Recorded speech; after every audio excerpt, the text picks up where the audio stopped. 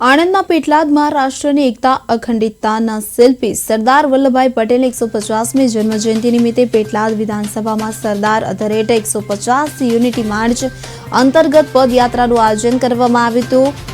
NK હાઈસ્કૂલથી સુંદરણા ગામ સુધી યોજાયેલી પદયાત્રામાં રાજ્યકક્ષાના મંત્રી કમલેશભાઈ પટેલ, સાંસદ મિતેશભાઈ પટેલ, જિલ્લા પ્રમુખ, ધારાસભ્ય અને અનેક અગ્રણીઓ સહિત સ્થાનિક લોકો મોટી સંખ્યામાં ઉપસ્થિત રહ્યા હતા।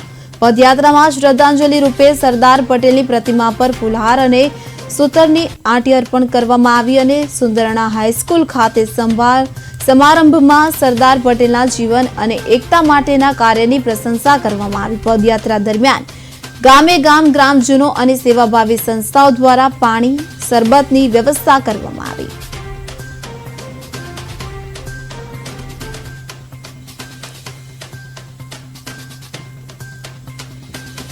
मित्रों ने, नगरजनों ने અને સૌ સાથી મિત્રોને ખૂબ ખૂબ શુભકામનાઓ।